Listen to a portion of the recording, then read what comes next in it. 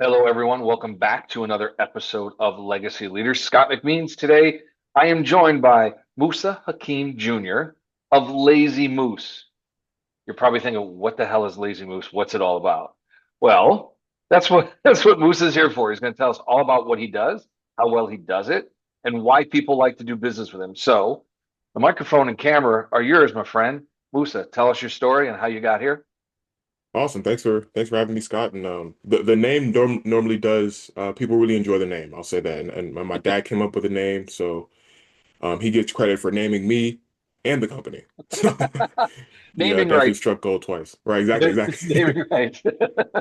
But yeah, so back in 2021, I graduated from Case Western Reserve University with a focus in material science and engineering and solid state physics, with a focus on electronic devices and solid state physics. So that's engineering mishmash for anything that plugs into an outlet. So whether it be Right. a microwave, a computer, now cars, right? And anything that has some sort of electric current running through it. That's what I studied in school. And leaving school, like really got into what we term Web3. So there's like cryptocurrency, blockchain, NFTs. We specifically focused on NFTs. So a lot of people then ask, well, what's an NFT? Why are people paying so much money for it? And all the other questions they kind of how do I buy them, everything like that. So Yeah. originally we started as a consultancy. So there were a couple folks, especially here locally, that were really interested in learning more about the market. How can we enter? How can we enter and not, look crazy in 4 to 5 years? So that was originally the goal of the company. But I've always been really interested in business, and particularly figuring out how to, create, the next great American business. So I've always been really interested in, Steve Jobs, Bill Gates. Those are the guys I looked up to when I was a kid. I didn't really, I wanted to go to the NFL for a little bit, but after a while, I wanted to be a CEO. So what we do now compared to what we were doing at the beginning we were consulting with folks. Now we're focused on developing a software app. Actually, in the meantime, between meetings and traveling for conferences, I'm a part-time and self-taught programmer now. We want to create a space for parents and their young people to really um, engage online. And I think a lot of, from my experience, from a lot of my friends' experience, and a lot of the people that I've talked to throughout the last 3 years, there isn't really a great space for that. We've seen, the Meta platform kind of roll out like a teen version of their platform, but a lot of what that does is create a oversaturation of the market for students or young people who want to do bad things now, because now they know if they want to do the normal version, Hmm. they just have to do what we did when we were kids, hypothetically speaking, which was create, Facebook pages, when we were in fifth grade, using fake birth dates, right? Yep. And now it's like, well, I'm not a parent, but I know a lot of parents that are very concerned about what their child does online. So what we want to do is create a dashboard where parents can look at what their child is doing, and for the child they can just be a normal social media teen. They can learn from their insights that they have online. And I think, Scott, the way you kind of described it was like analytics. It's really like analytics Yeah. for teens and then the parents. I've always been a really big sports guy, and that's how I was thinking about it. Like some people like their stats. Some people like to know, how am I Hmm. doing? Like, what is this my ninth game, getting a hit, or is this my 22nd? And other people don't. But always having it there, I think, really brings a comfort level and really enhances the parental experience into the next generation. I love the idea of enhancing the parental experience because what's happening today is I wouldn't say wild, wild west. Let's not go that far, but I think as a parent of a 10-year-old, a 15-year-old, if you don't know what your kids are up to, how do you be a parent that can be the arbiter of good and bad? How do you judge what's happening? And this is a platform, and I love the way you explain it, is I'm going to use analytics to give the parent and the child a chance to have a discussion about what's happening, what's your behavior, what that behavior could lead to. And as a parent, now you get a chance to really look at, all right, these are the guardrails we originally wanted. You're kind of bouncing off over these guardrails. Let's bring you back as my child because I'm responsible for you. And I want to make sure that you have a great experience without having to worry about all the other stuff. But let's keep you where you need to be. Okay. So Yeah. let me ask you this, Musa. Is your app going to limit or govern a child's ability to get to a certain spot? It just notifies a parent when they're there. Exactly. I don't, and Okay. again, I have to think a lot about this. I actually just started a position a few months ago as a board member at Breakthrough Public Schools. And I remember being in middle school, and the last thing I wanted was my parents breathing down my neck even Sure. more. Right. And I think you have to think as a businessman, but also as a customer provider. You're trying to provide a service to a customer. Um, how can I create something that they really want to use? And I think if you create a function, if you create functionality where students or teens still feel like they're in control of their platform Hmm. and it simply just feeds the information to them, and then they're able to, we call them keys or token, they're able to exchange their keys or tokens with their trusted adults for them to be able to get enough information to know what's going on, but not too much information where you're compromising the privacy of that individual student. Yeah. And I think for me that was really important because again, I remember being a young kid and I definitely wanted, more parental guidance, but I didn't want to be and neither did any of my friends want to be, have another place for our parents to watch over us. You do want to Yeah. kind of grow up, but I think especially nowadays, I think a lot of us are respecting the lack of authority we had in certain spaces, and the real and digital effects that had on a lot of our lives. So yeah, definitely not some sort of like, hey, you're not supposed to do this, you're not supposed to do that. It'll really tailor the social experience to the age and community of that child. And as they go along, they can kind of really grow up. Like I always give this Yeah. example, but like growing up, you'd be outside with your friends, then your parent will look outside and say, okay, that's who they're hanging out with, that's who that person is. I know that person's parent, I know that person's parent. That experience doesn't exist on social media.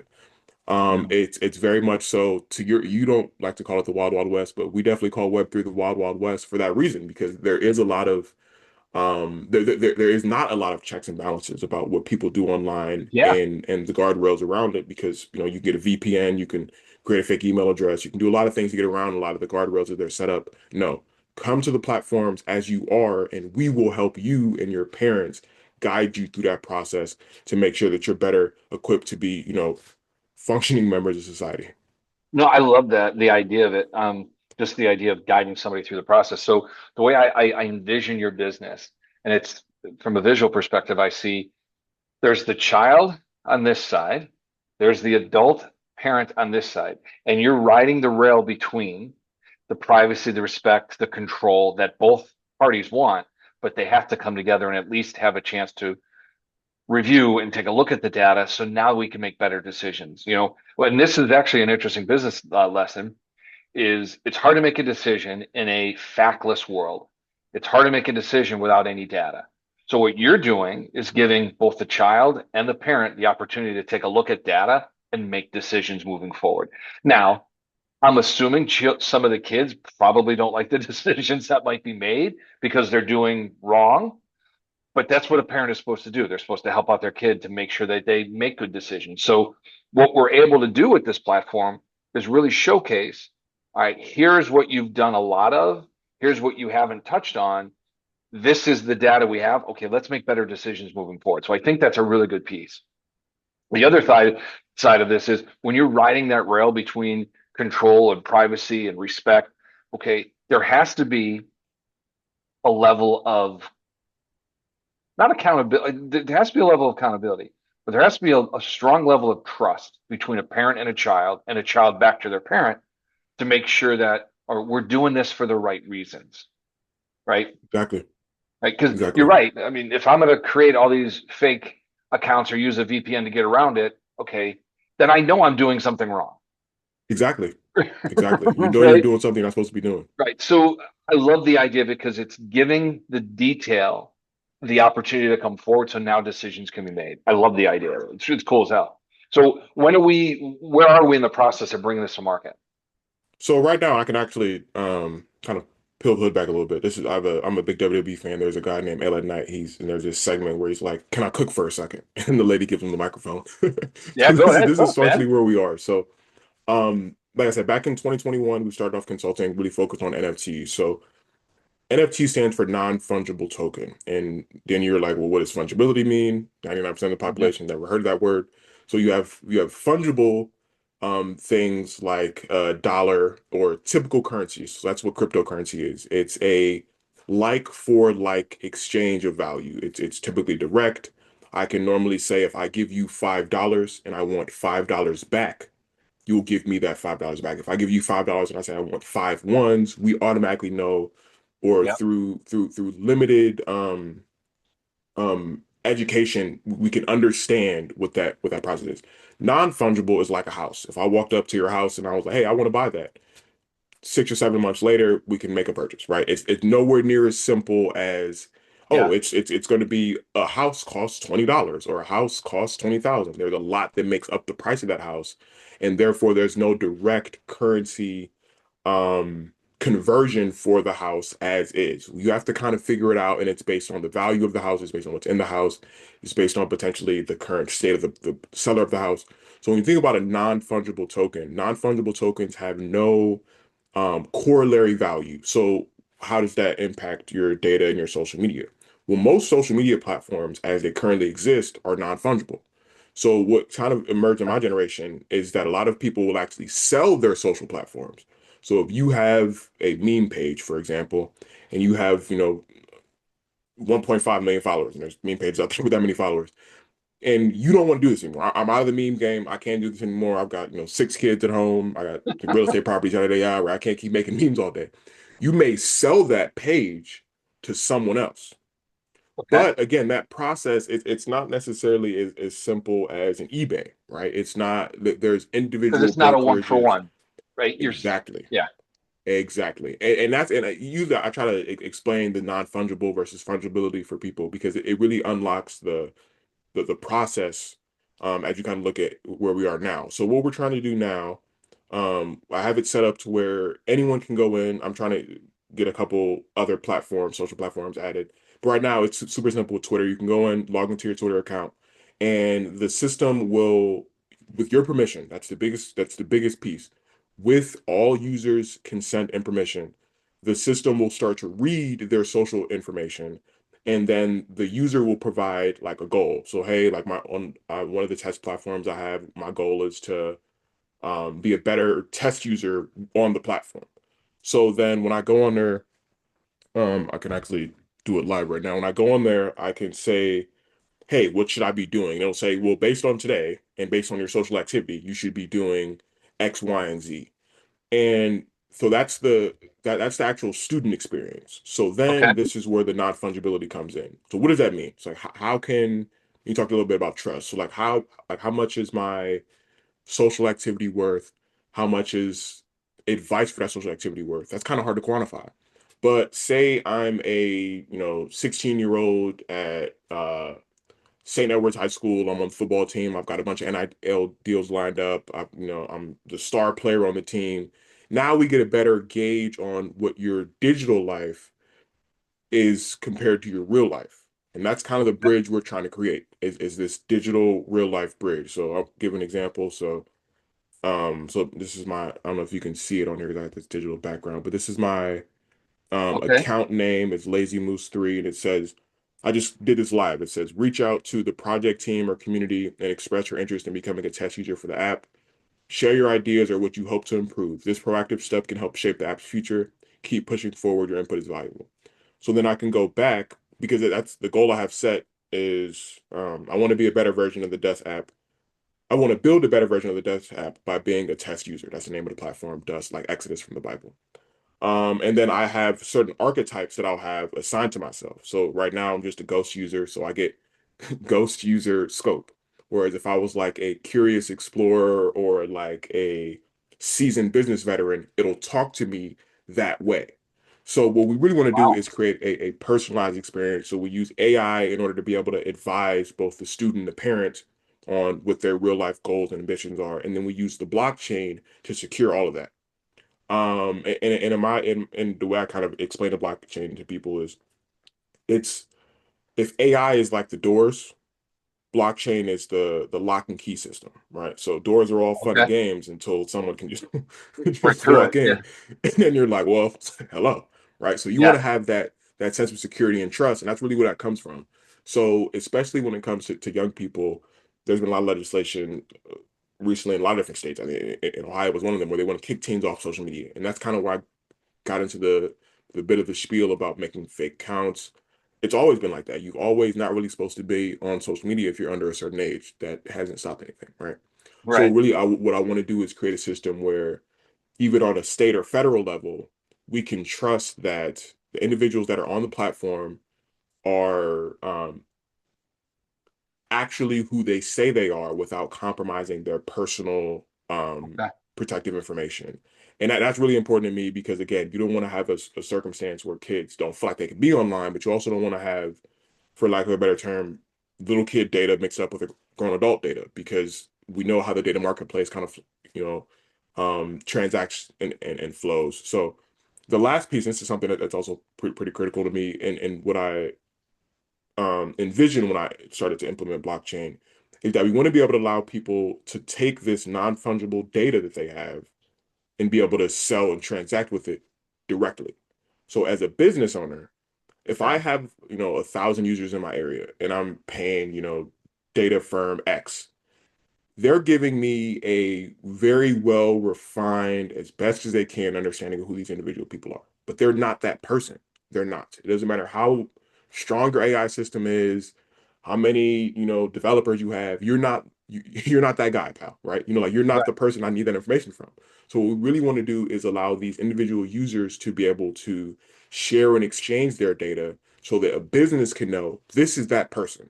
I can be very comfortable. I may not know what their name is, what their address is, but I know for a fact that the information that I'm getting about how they want to buy products, where they want to buy products, is valid and it's verified. And that person, even if it's a small amount, they may get 1 to 2% of that data sale between, again, that data X, that data platform X and that business. I think cutting people into this market the same way you've seen car retailing Mhm. kind of extend to like Carvana or eBay where users can sell online. I think opening up that data marketplace to more people, in my opinion, sometimes people say you don't want to oversaturate the market. You're not oversaturating the market.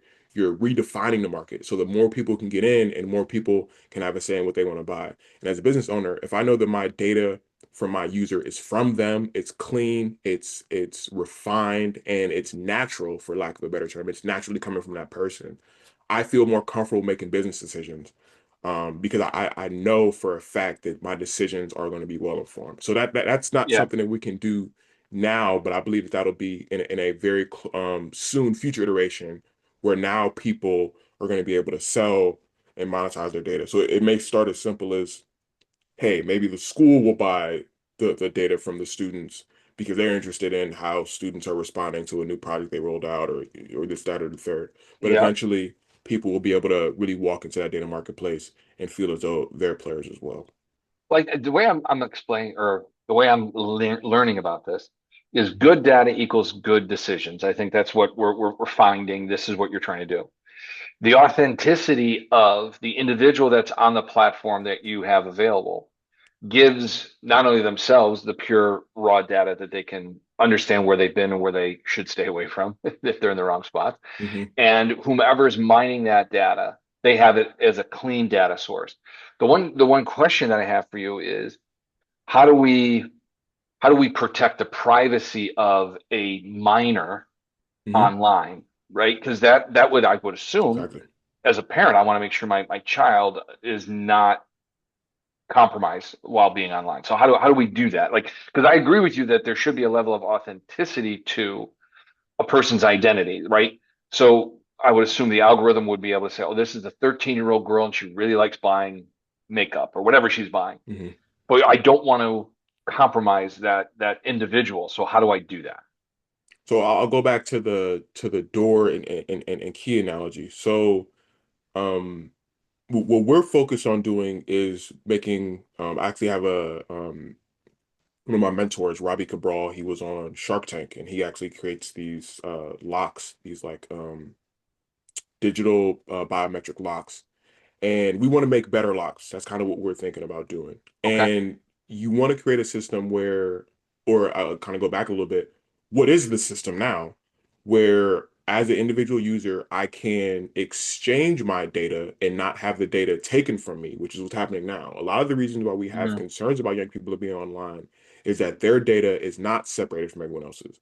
There is no check mark where you can say, I'm under 18 because I'm not supposed to be on here, so I'm not going to check that off, right? I'm, I'm Right. I'm I'm not supposed to be here, so don't take my data. No, that's not how it's looked at. It's pretty much how much can we get, how much can we get, how much can we get. Even if you're a young person online, your information and your habits are still feeding the algorithm. So Yeah. your data is more or less still compromised. What we're trying to do is say, hey, if you're any type of user at any age range, but specifically focused on our market, which is going to be teens online. If you're on there, you are the one. And as a young person, you and your parent are the ones who will Yeah. verify and say, hey, this data and these data points are what we're going to allow to be sent out. And your non-fungible profile or your non-fungible token is going to be what allows that data to be exchanged and shared. Because all that is like a paywall for like a JSON file. So it's not Yeah. really as complex as like, guys like you make it seem. It's really just, hey, you can't access this information because we've set up a wall. We set up the wall in front of people's data. And then they say, oh, okay, well, we'll allow you to come in. Like we'll unlock the door and you can see this, that, and the third. And if you don't have that permission, if someone has not shared that key with you, you can't access it. And so that's where a lot of that's where I have to be like a blockchain expert.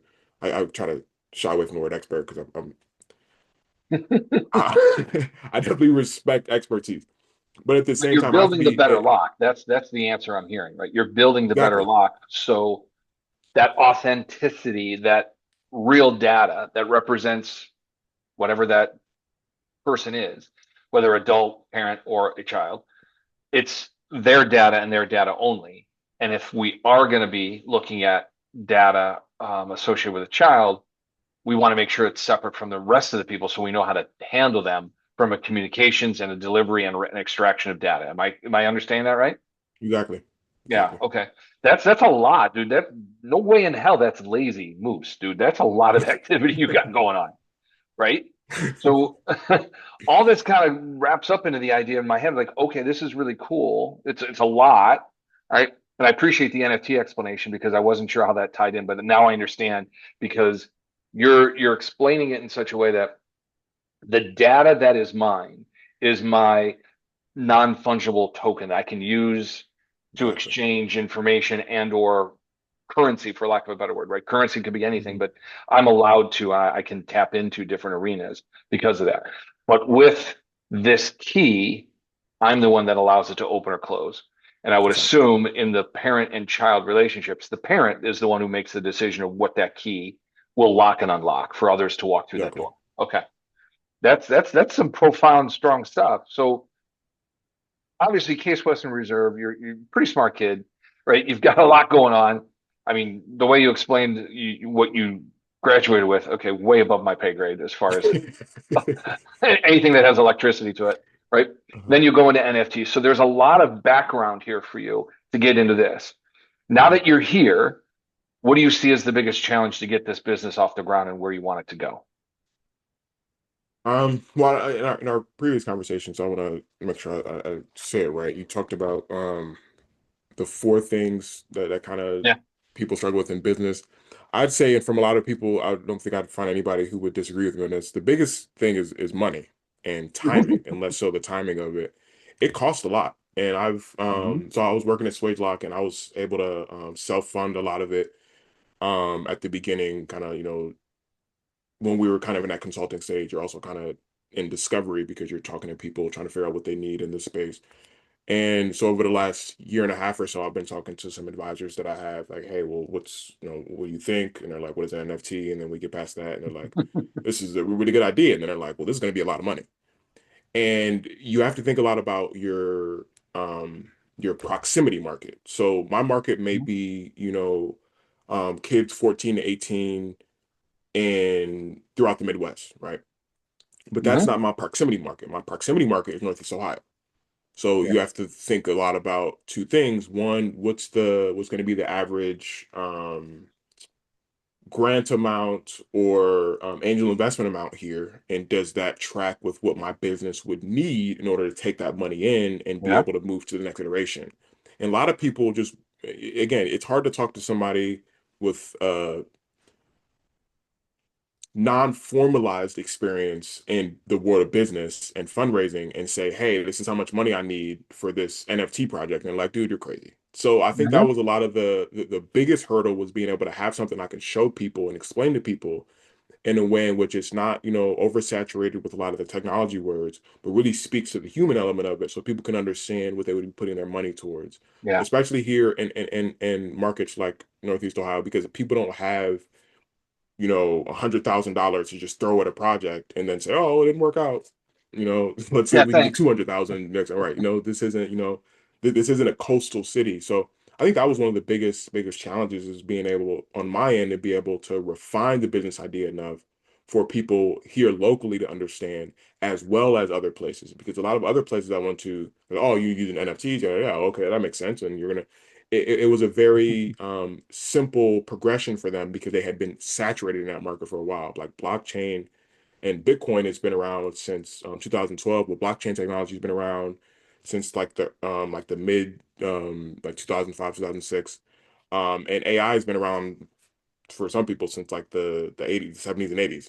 So whereas here, a lot of these like we're manufacturing, we're healthcare. So these industries, people aren't necessarily going to be readily accepting, right? So it was definitely a challenge for me to be able to better understand my business, better understand what every customer would want, and not just the ones who are eager to throw money towards whatever Right. new fancy project they see.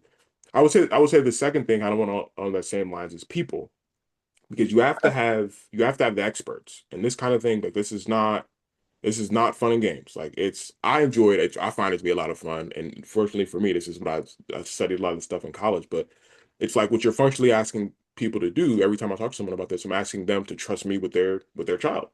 That's Yeah. that's functionally what I'm doing. And not only to trust me with their child, but to help them refine their relationship between them and their child in a space that they don't really understand and their child doesn't really understand. And again, like we talked a little bit about this before as well. Like we're very community oriented, but we're also, because we're community oriented, we're very protective of our communities. We should So be. you have to, exactly, we should Yeah. be. And so you have to build that relationship with the people and have other people in the organization that people also trust. I think those have been like the two biggest challenges. I mean, when you start a company, first thing out of college, like if money's not a problem, then God bless you. Yeah. Rare. That would be a Right, rarity. right, right. And I like the idea that you tied in finding the right people because this is not fun and games. You need experts to kind of build this app for you, and then make the people right. But you also want to have the right. I mean, the skill set for the people is great, but they also have to follow your vision and what you're trying to get done. Otherwise, they're a hired hand.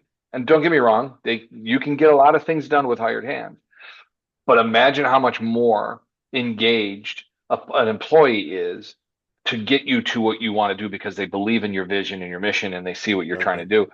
At the end of all this, and what I've really pulled out of our conversation today is relationships are huge. And it's the relationship between you and your team, it's relationship between your business and your clientele, but you're really trying to forge an amazing relationship and improve the relationships between parents and children. And that's where I see the core vision of what you're doing is reestablishing a parent's ability to be in a good relationship with their child because yeah, they love and care for them, but they're giving them the autonomy to do what they want, but the guardrails to know that's a voltage rail, don't go over there.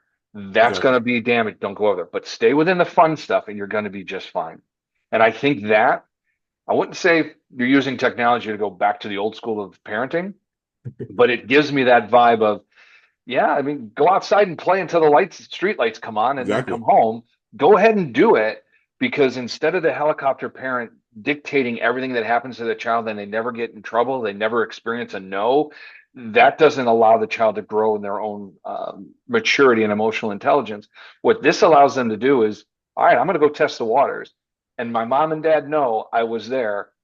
What's the repercussion going to be when I have to talk about it? because the data exists. I really believe you got a relationship building tool more than you'd have an analytical tool. I think this is what your core mission is. It's a relationship building tool.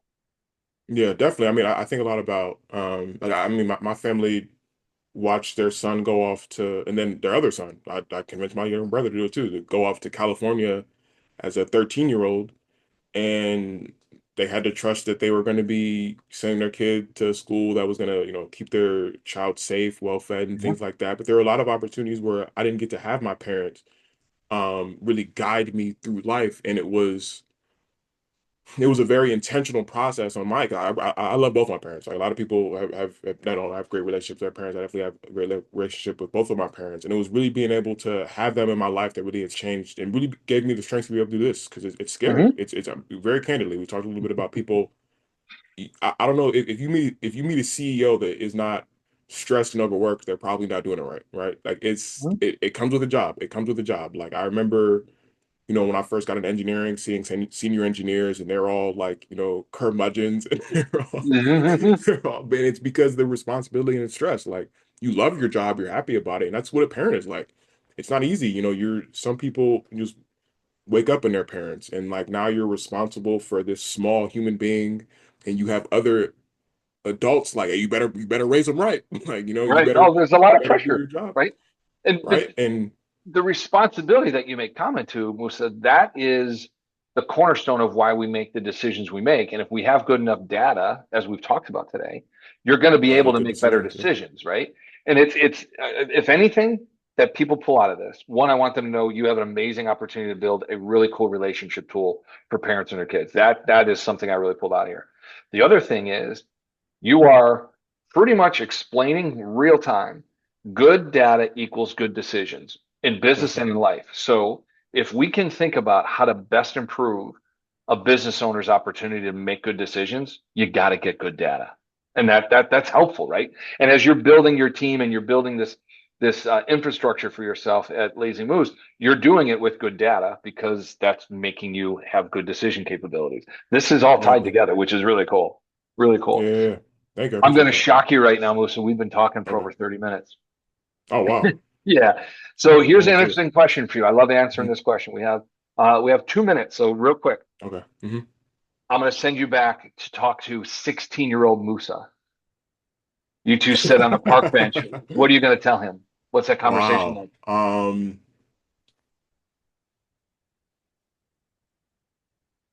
The world is a better place than it makes you feel. Oh, wow. And yeah, I would say that. And I think my younger version would probably have the same reaction you had. Because I do think that and as brief as I can be with this, it's hard. It's hard every day to um kind of battle with all of life and the people in it and not let that get to you sometimes. I think that was something I struggled with a lot growing up was I definitely took a lot of things personal and I definitely didn't give a lot of people and I still working on it now, give a lot of people the space to be human beings Yeah. and respect that we really do care about each other. We really do love each other. I was Hmm. this business took me all the way to Ukraine, so I was the only black person in the country full of all white people. And they still loved me like I was, still here in Northeast Ohio. And it didn't matter where I'd Which come is, from or what I looked like. It was yeah, more so that I had I wasn't a bear or like a dog. Like they saw me as another human as a being. And that human. was what tied us together, right? It wasn't necessarily our shared language or our shared culture. It was the fact that we were, all together as people. And until you have those experiences, you don't necessarily respect that element of it. So the world is nowhere near as scary as it may feel sometimes. That is unbelievably profound. And with all due respect, I'm going to steal that for my next LinkedIn post, I No think. worries, no 'Cause worries. that is great because if anything, it stimulates self-reflection, right? It stimulates the idea of, okay, I'm not in a bad spot. The world is not that dangerous. The world is not that like demanding. I can do this. So the world is not as bad as it makes me feel. I just need to get over my own insecurities, my own comfort or discomfort and break free. So I appreciate that hell of a way that finished the conversation today. Yeah, Thanks, Musa. This has been great. We'll see everybody on the next likewise. episode. Thanks, Scott.